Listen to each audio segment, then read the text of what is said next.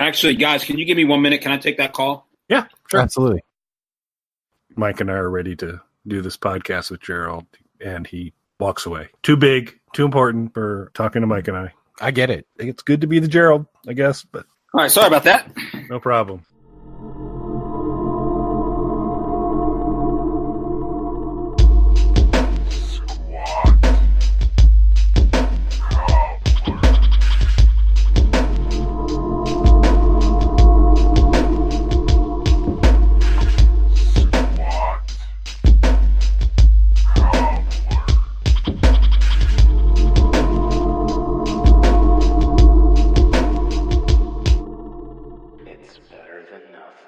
Hello, everybody, and welcome back to Squat Cobbler. I'm Kelly at KELLYTHUL on Twitter and Instagram. And I'm Dr. Mike at Official Pagan on everything. And I'm just going to tell you now, like and subscribe on whatever platform you're on, because this is a Kelly episode, folks. Yes, but it's an Issues episode. It's not a Kelly episode. It's an Issues episode. Light. Issues light this time. You know, Mike and I have been hitting that hard-hitting stuff. A little lighter fare, but we're still going to talk about issues today. So no pedophilia this time? I don't. Only if you bring it to the party, my friend. And so, which I don't know if you caught on Facebook. Tony Browns are actually commented on being mentioned in that context. And I assume it wasn't thank you. I believe it was something like, I knew I made it when this is how I heard myself on a podcast. We need to get him on as a guest, though. I think he'd be an interesting guest. Absolutely. That sounds great. So generally today, gang, what we're going to go through is Disney Plus has arrived. So we're going to talk about it as a streaming channel a little bit, what our initial reactions are to it, what we think its chances of success are, and then kind of lean into that overall streaming environment overall, where about everybody is setting up their own streaming channel now. And what's that world going to look like, and how's that going to feel when you start to stack up all these little micro charges of streaming channels? So that's the basic plan for the day. So let's start with Disney Plus. So do you have Disney Plus, Mike? I do, sir. And yourself? I do as well. Now, you don't necessarily strike me as a Disney guy right off the bat. So what drew you to Disney Plus? So it's got exclusive Star Wars content. I mean, I was going to have a very hard time continuing to walk the earth if new episodes of The Mandalorian were coming out and I did not have access to them. So it was the Star Wars content that brought me there. So I could kind of say the same for you. What was the big draw for you? Well, I think out of the two of us, like, who's the Disney fan? Obviously me. But I had a lot of interest in the Marvel and Star Wars related content. When it came up in casual conversation, the idea was floated that maybe we didn't need more streaming services. And then the day of launch came around and I was asked what the password for it was. I was like, we don't have that. Well, why? So apparently that idea was thrown away, that perhaps we have too many streaming services. So if it's not pressing too much, how many streaming services do you have? Okay, so currently, and this is, I don't really count this, but we have Amazon Prime, of course. And the reason that I don't count that is because I was already subscribing to Prime before there was a streaming element to it, just for the shipping, because almost everything that I purchase online. And if possible, off of Amazon. So I would be getting Prime in some capacity either way. So I don't really count that. But I also have Netflix. We have Hulu for the network TV stuff. And then I have Shudder, which I've mentioned a few times on here in various recommendations. All right. So I have to refer to my notes as I go through my current lineup. So I'm going to go with the Belinsky exemption. And I also have Amazon Prime and therefore a streaming service related to it. But it was not purchased for the streaming, so not going to count it either. Use that as a pass. I have Netflix. I have Disney Plus. I do not have Hulu. I do have HBO. That was really for Game of Thrones. And then I've just kind of stuck around with it for now. And then Sling. That gets me Walking Dead and other AMC shows. So I think those are the main ones. So it's a similar lineup. And from my understanding, Sling and Hulu are similar services. Yeah, I think probably from a monthly out-the-door cost, we're probably comparable when you add them up. But that's the rub. Is so I cut the cord as after about the fourth increase in rates, like, oh, your remote costs you another $1 a month, and this costs you $1 a month through Comcast and Xfinity. And it just kept going up and up and up, and it was a big dollar amount. And I said, well, I can get almost everything I want with Sling for a lot less. So we cut the cord, went that way. But then I'm like, well, I can't get Game of Thrones, so I got HBO. And then when obviously Disney Plus came along, and then Netflix was obviously just good entertainment. But the more this continues, the more kind of options we're going to have to keep adding to our suite of streaming services. Do you think they'll ever go more a la carte? I mean, or is this the a la carte we're going to get, which is you're going to have to pick these different packages and jump between them? Or do you think at some point there'll be some sort of aggregator that can kind of federate across a few of these? I think a combination of both. So I never thought, and it seems like there are a lot of people who are under this impression, as the streaming services became more popular. So I don't know if you remember, so this isn't really a tangent, but just more of a setting where we're at with streaming, I guess. So were you an early Netflix adopter back when it was just the physical discs? Well, that's what I do now. That's all I do. You mean I can stream on Netflix? They're streaming on Netflix? I had no idea. This will prove very interesting. No, I never did the DVD version. Okay. So I was a very early Netflix adopter, not first days of Netflix, but when it started to roll out nationwide. And the reason that I say that, so for anyone who doesn't know, Netflix originally was just physical media. They mailed you discs and you watched them and mailed them back. And it was rolled out, throughout the country over the course of a couple of years, I believe. And around the time that it really hit nationwide, we had just made the movie Evil Bong. And this isn't like a plug. This is how I got into Netflix.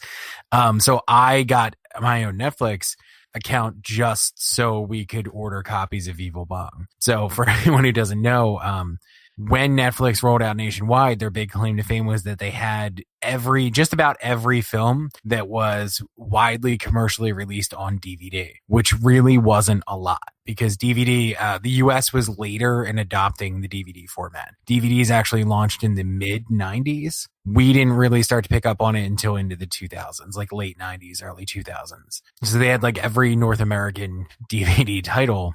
And the way that they worked it, because again, they were essentially a video store, not like a major streaming service or anything like that. So the way that it worked, regardless of the size of your film, just like a traditional video store, they would basically just take a handful of copies of your film, whatever it was. So, I mean, other than maybe, the latest Disney movie, obviously they may have more copies of, but for the most part, if you were trying to get a film placed on Netflix, it was a pretty level playing field in the sense of like every new movie that came out, they would take, 10 copies of or whatever it was. And then if the film proved to be particularly popular, they would start ordering more copies. So we had the brilliant idea to get all of the people who were involved in the film to get Netflix accounts and order a copy of Evil Bong and then just not return it for a while because there was no late fees. It was all covered in your subscription fee. So in very short order, they had ordered a very large number of copies of Evil Bong. There was a time when Netflix was an actual physical store or physical media outlet, there were more copies of Evil Bong there at one point than most major Hollywood movies. When they first, but I enjoyed this service, so I kept my subscription. When they first introduced streaming though, and it sounds like you came in later for this. So streaming was added to the plans. There was different tiers, like 1 disc, 2 discs, 5 discs, whatever it was at a time that you could rent. When they added streaming, you got a certain number of minutes of streaming based on how many discs were in your plan. It was essentially AOL for streaming movies. So like, even though I had like the higher disc plan, the number of minutes I could stream was actually not even enough to watch a feature length movie. And not that there was a large library of content on there anyway, but like the most you could do is like watch an episode of a TV show. And honestly, it kind of sucked, but the idea was great as far as being able to stream movies, watch movies. There were similar things on PlayStation and Xbox around that time, but they were much more expensive. Similar to before iTunes launched, you could purchase digital copies of songs directly from bands' websites and record labels' websites, but it was significantly more money than buying a physical copy in the early days. That's kind of what was going on with streaming, where like they were limiting how much you could watch to the point where you couldn't really stream an entire movie. I remember I started this movie I really wanted to see that bizarrely it was this obscure movie, and bizarrely it was one of their limited library of streaming titles. And I had to like watch part of it and then wait a week for my new month to start to watch the other half of the movie. So streaming has come a really long way from then. So my thing when I cut Comcast, though, Comcast was starting to get really expensive. As Kelly said, you know, the regular bumps in the cost of everything. My thing, though, when I was making that decision was at that point, I just like, you know, with Amazon, I already subscribed to Amazon long before streaming was a part of it. I was already subscribed to Netflix. So I didn't really add that to the cost. I just looked at it as dropping the cost of Comcast and then replacing something that was costing me $200 a month with, you know, the $10 a month that Hulu costs. My engagement with Netflix, they must have kind of cleared all that. I think when I started, I might have had the option to order physical copies through the medium, but at that point there was no limit. It was, I don't know, I think at that point $7.95 a month, and it was just unlimited streaming.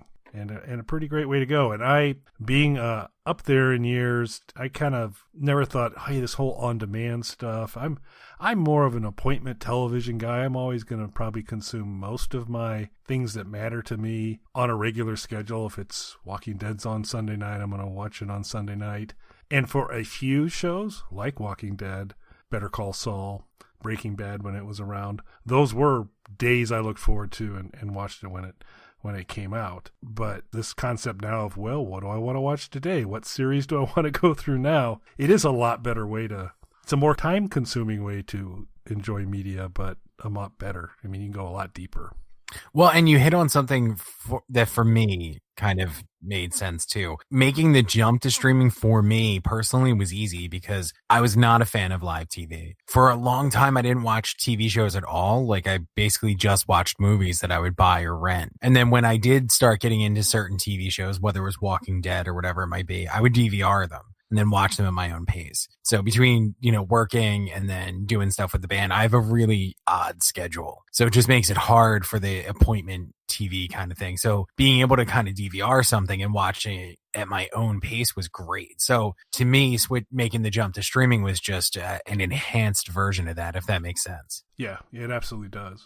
So let's go talk about your, I got a week of experience now with Disney Plus or so, ballpark? Yeah, about that. Yeah, same here. What's your reactions overall to the service? So a lot of people were freaking out about the server issues and stuff they were having the first day or so. I mean, that still happens on Netflix.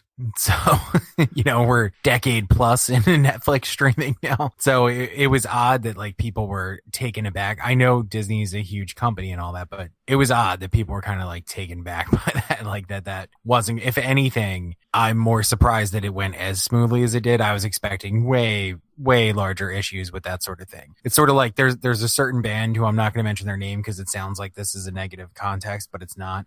And anybody who knows anything about us or has listened to bands I mentioned on the show can figure it out. But there's a certain band that we're associated with sometimes who has a reputation for missing shows or being late for shows.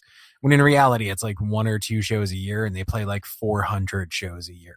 So statistically, they're doing great. So in that sense, it actually went a lot smoother than I would have expected. There are certain things right off the bat that I loved. So unlike Netflix, there is no tiers to the quality of streaming that you get and how that affects your price point, which is something that I really liked. Did you have any thoughts on that? So my first reaction is, why in the world did everybody have to stay at home on Tuesday morning to catch Snow White as soon as Disney Plus came on? It was like, hey, I mean, and I was super fired up to see The Mandalorian, but I could wait until I got home that day. So the fact that the problems they had came, you know, the instant it was available, everybody was this whole fear of missing out. Diving in right away. It was like, we're going to watch all the movies and they'll be gone. It's like, no, they'll be there. You're fine. Just relax. Not shocked to see that, you know, on any kind of launch like this, and they were promoting it hard, is, you know, going to have its glitches. I do think they recovered pretty well. I really didn't experience any server errors of any more than it's noticeable occasionally on Sling or Netflix, as you mentioned, and all that. So I didn't really feel it, but I also wasn't like in there the second it opened up. Yeah, I thought that it was not to be unexpected to be a glitch, and I do think that they were covered well, but people were losing their minds. Back in the day when The Walking Dead actually mattered and people were excited about a series premiere, I remember one season, it must have been about 4 seasons ago, everybody's fired up, Walking Dead's coming back, it's coming on, and Sling tanked right at the beginning of the episode. And Twitter exploded with people just the biggest anger you can imagine. And it happens, but I'd prefer it not. Particularly if I'm watching the season ending or beginning of the season kind of stuff, and all of a sudden the thing tanks on me. I'm not a big fan of that, particularly if it's more of a scheduled deal. But I wasn't really thrown by it. Obviously, the selection for me, it's pretty great in that if you got the big Marvel movie catalog and lots of additional added features. The Star Wars catalog. And boy, there's a lot of Star Wars stuff that I'm not as familiar with. So looking forward to getting into that. New material like The Mandalorian. We'll talk a little more about that in a second. But prior to the show, Mike and I were exchanging a little bit back and forth, and I did mention my biggest frustration, and this is something that's been noted in a lot of reviews of it, is at least as of this time, they don't kind of hold your place in queue. So that if you start consuming a series like Star Wars Rebels, which is one I'm kind of going back through again, and you're to episode 6 in the first season, when you come, if you pop out episode 6, episode 7's right there for you while you're kind of in the flow of that session. But as soon as you leave your session, the next time you come in, it says, "Would you like to start at episode 1, season 1?" And so you've got to remember where you were to kind of navigate back through there. And that's been, from a Netflix standpoint, always a super big strength, is that when I go back in under my profile, if there's a series I'm working my way through, even if I've been away for it for months, it knows last episode you watched was 47. You want to go to 48. Yeah, and again, so I haven't tried this on multiple devices, so I don't know if this is an issue across multiple platforms. I know with certain streaming services, depending on the app that you're using, whether it's the smart TV version, you have the mobile version, whatever it is, some of the functionality is different. So I don't know if this is the case of just I'm watching this iteration of Disney Plus that is for the Amazon Fire TV Cube. But building off of what you're saying, there is on the version that I have, most streaming services, when you go into the main menu, will have like titles that you were recently watching to jump back into. And that is, as of now, not an option on the way that I'm consuming it. Yeah, same. And so my primary interface is the Roku app version for Disney Plus, and same deal. There's no continue watching X, Y, or Z. It does have recommended for you that I'm assuming is kind of following a little bit of the Netflix algorithm to try and say, well, if you're watching this and that, it'll start to learn your preferences and start to populate for you. But yeah, that's a gap, and I can't imagine that would put undue stress on the system to introduce it as a feature. And I'm sure they're going to hear plenty from folks about introduce it as a feature. So, well, you hit on something there as far as like the Netflix approach to things. So the interface, again, on the way I'm choosing to watch it, is very, very similar to the Netflix interface, which is a positive. And the reason I say it's a positive, and most of the streaming services, whether it be Amazon or even Shudder, kind of follow that Netflix model, although Shudder is superior to all of them in every single way, kind of follow that similar model. Hulu does not. Hulu's interface is complete garbage. If you don't choose what you want to watch online, you'll basically never find it using their actual like smart TV interface. It is terrible. And I have a couple of friends who didn't have Hulu. So for anyone who doesn't know, Hulu is being offered in a bundle with ESPN and Disney Plus. I opted not to get the bundle because I'm not a sports guy. So while it may be worth the bundle cost, I would just be adding a couple of dollars for the sports elements that I personally am not interested in. So I still have them separately. So a few of my friends, though, who got the bundle, who were into sports and wanted Disney, and they're looking at it as just adding Hulu for a few dollars, absolutely hate Hulu's interface. And I tried to warn them all up front. And Disney is now the primary owner of Hulu. I believe that they bought up most of the stock for it. So they are technically the owners. They really need to get on that. That is awful, their interface. I like Hulu as a service and everything that they have to offer. It seems very, very similar to the same things that are available in Sling. It's basically a very similar product, but just complete garbage to try to navigate. Yeah, the Sling interface is, from as you describe it, probably slightly better, but not significantly. And they've continued to toy with it. They're making it a little bit better as things go by, but it's another one that's kind of nasty to make your way through. Well, and that's what doesn't make sense, because Hulu was, until maybe a year or so ago, basically a Netflix clone, the interface, and it worked fine. And the app on the mobile app, and if you pull it up on your PC or laptop or whatever, it's more or less still in the Netflix thing. It is the smart TV version of it. They decided to replace all of the functionality with bright, colorful backgrounds and these odd, like, folder system that you have to go through.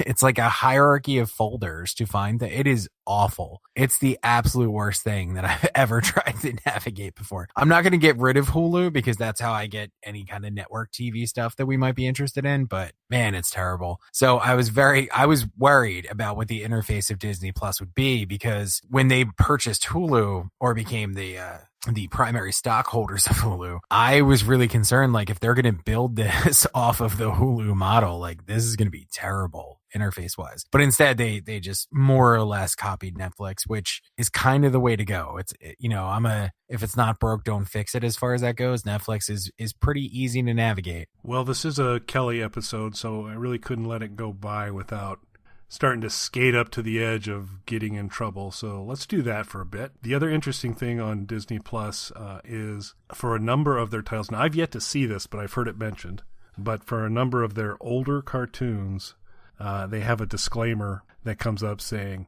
for your information, this might be a little bit socially insensitive, in terms of the world's changed, and maybe some of our depictions and out there are not so good. And I've yet to run across that, but I'll be interested. Now, there were clearly Disney created videos during World War II that were quite racist in their depiction of the Japanese, et cetera there.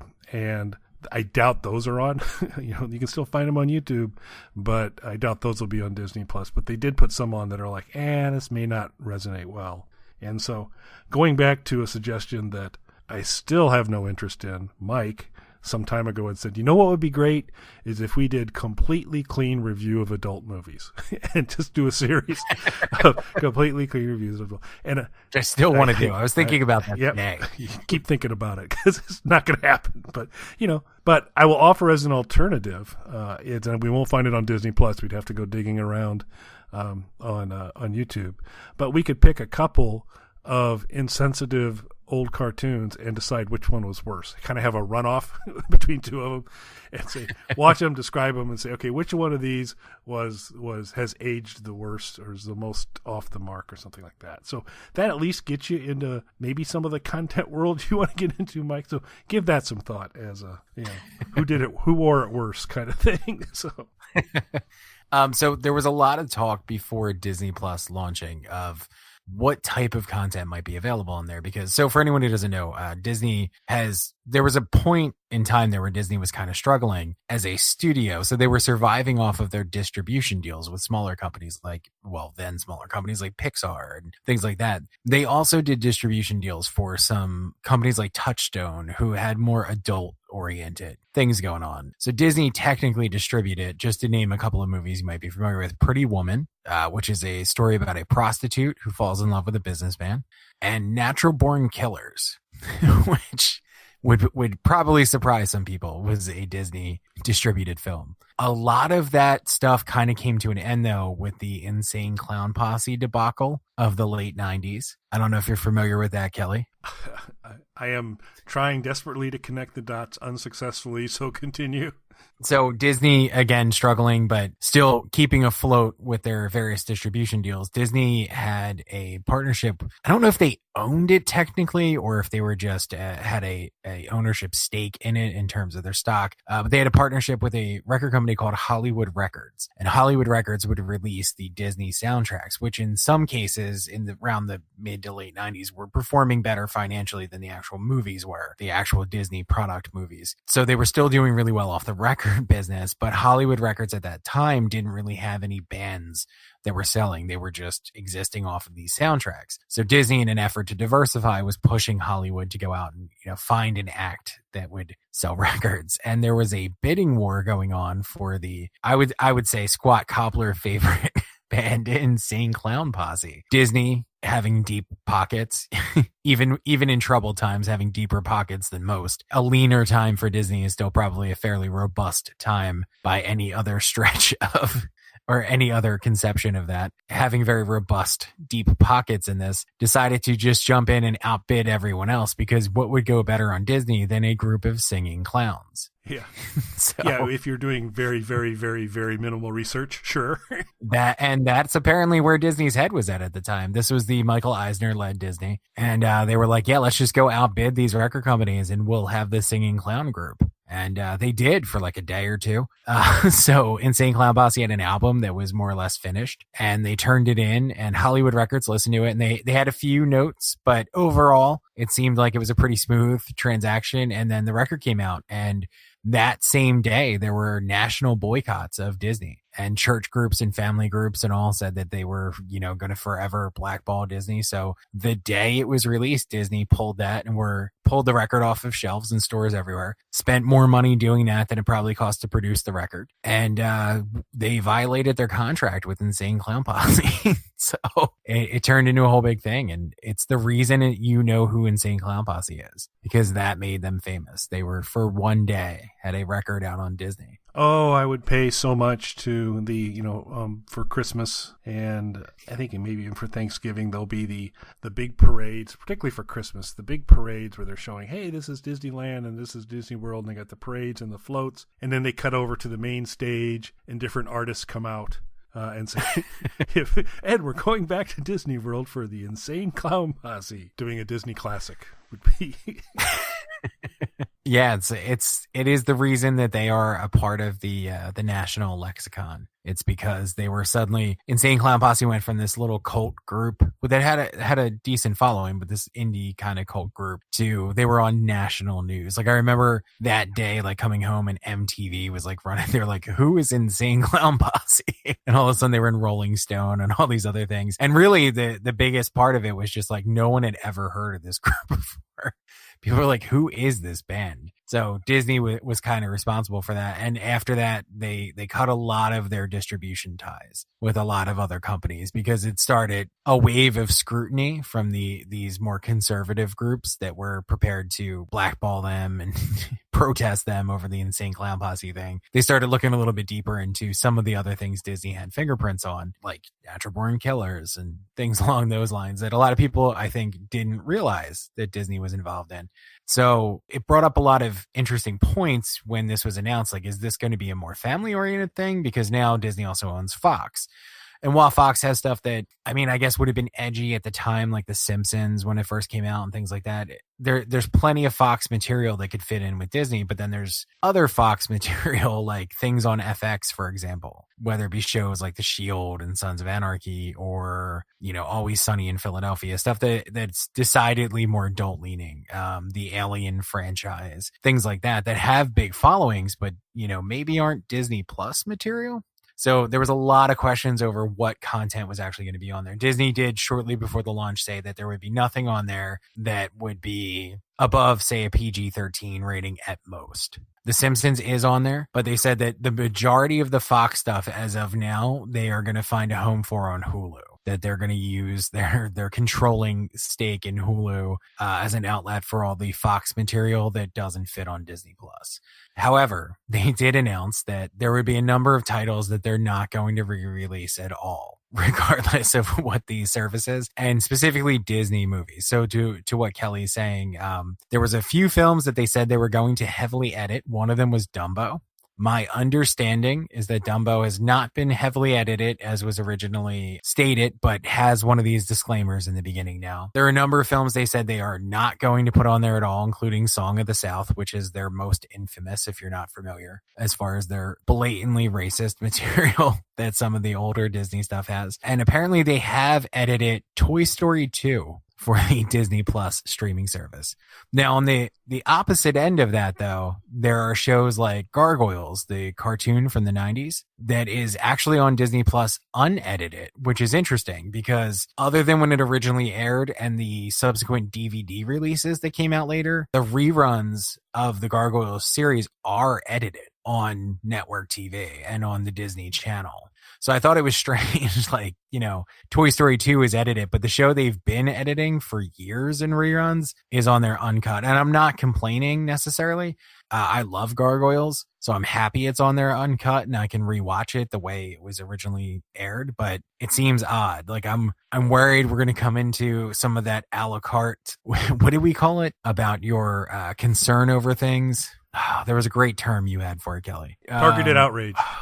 Targeted outrage. So I'm worried that I could see, because they are making these decisions, like, well, Fox stuff can't go on here, but it can go on Hulu. We're not going to edit Dumbo, but we're going to edit Toy Story. But Gargoyles is okay. That's going to go up uncut. I feel like we are setting ourselves up for targeted outrage. And I'm already seeing some backlash. I haven't watched any of the movies with the disclaimer, but the Dumbo disclaimer in particular, that was one that Disney themselves singled out as a movie that they should edit and apparently didn't. Apparently the disclaimer says outdated. Not wrong. Not wrong. Just outdated. Just outdated. It's outdated depictions. Yeah, they probably should. Not that it's wrong, just outdated. Like, you can't say this now, but it was cool back then. Yeah, I know. I spend a lot of time removing some of the outdated portions of Squat Cobbler for YouTube. So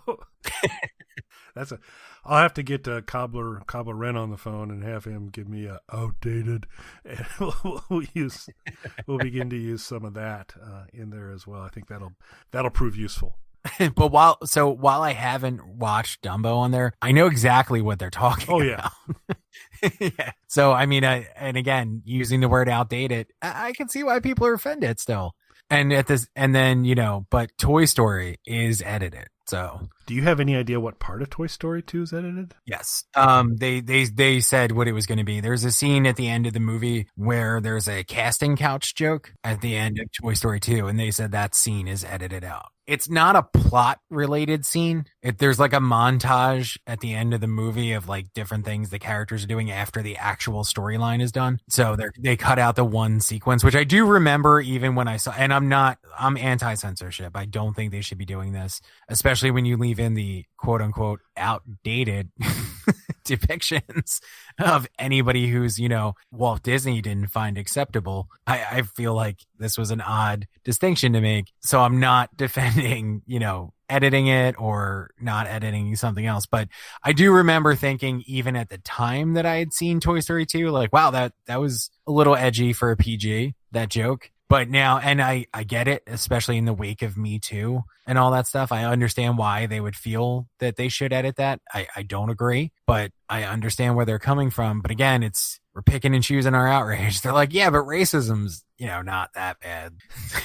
we can't make this sex joke, but all that racism over there, I mean, that was back in the day. That's all right. And we'd be giving up one of our best songs in Dumbo if you're going to get all hung up on this outdated content or some of the fundamental premise of it. So I'm kind of thinking I do really want to talk about. So have you watched The Mandalorian? The first episode. Well, I'll tell you what. Let's go a little deeper into Mandalorian. Let's let kind of both of us get a few more episodes in, and then maybe we'll do a Squat Cobbler and talk about it, because I got a lot to say about it. I have a lot of thoughts just off the one episode. And by and large, I mean, I'm very enthusiastic about it, but I almost would like to give it its own time, and we'll kind of keep this one to the streaming stuff in Disney Plus if that works for you. Sounds good. All right. So, how many more streaming services do you think you're willing to buy? Honestly, I did largely think that I was done. So while I am overall impressed with Disney Plus, I am concerned about them picking and choosing what's acceptable for their viewers. If you're embarrassed of the racist movies you made, maybe you shouldn't have made a bunch of racist movies. And again, understand the Toy Story thing, but there's racist stuff still on there. Although Song of the South isn't, because that's even where Disney draws the line. They're like, yeah, that one's bad. We can't do that. Yeah, that's going to be a tough one to rationalize. Really, really outdated. Super outdated. Remember when we said that last one was outdated? This one's even more outdated. So that concerns me a little bit, but overall, I'm happy with it. I like that there's no tiered pricing like there is with Netflix as far as the quality. Not that they have a gigantic 4K library available, but the titles they do have, you're not paying more for the 4K iteration, which to the best of my knowledge, it's just Netflix that does that.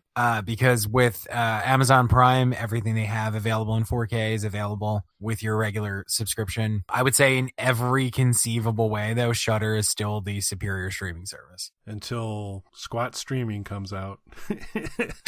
until that comes along. But I mean, with Netflix, what I think you're going to see as things splinter off, Netflix might struggle a little bit here and there for certain things that they're losing, but I can see people adopting multiple services, just like people have multiple gaming machines. And when you had cable, you got multiple premium channels and things like that. So that doesn't surprise me. I kind of always thought we were headed in this direction. Do I think people are going to get them for every network though, which is what every network has dancing in their minds right now, their own streaming service?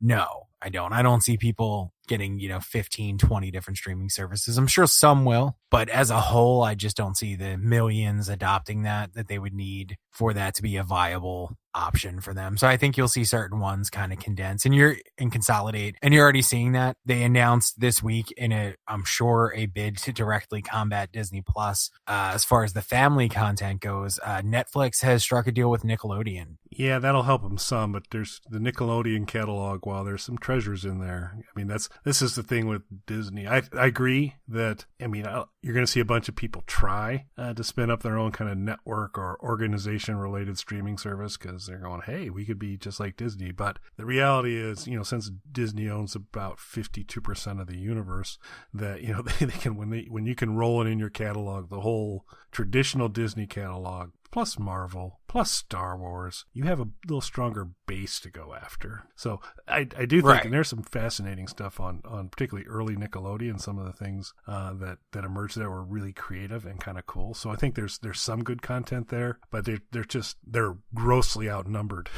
in terms of. Oh yeah, no, I don't think that they have a chance of taking the family market away from Disney. Just more in the sense of, I think while you're seeing a lot of every network trying to launch their own streaming service, I think eventually that'll get pared down. You'll see more combined efforts like Nickelodeon teaming with Netflix to become their streaming distributor or whatever you want to call it.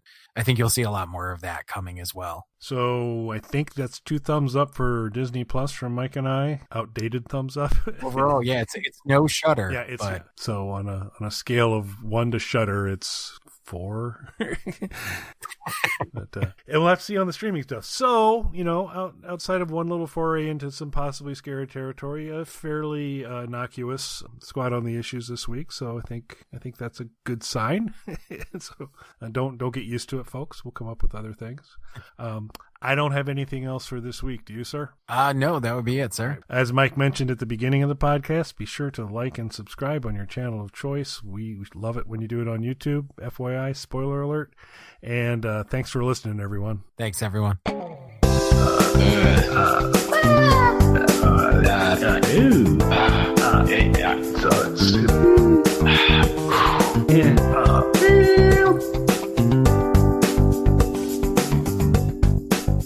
Stop the broadcast.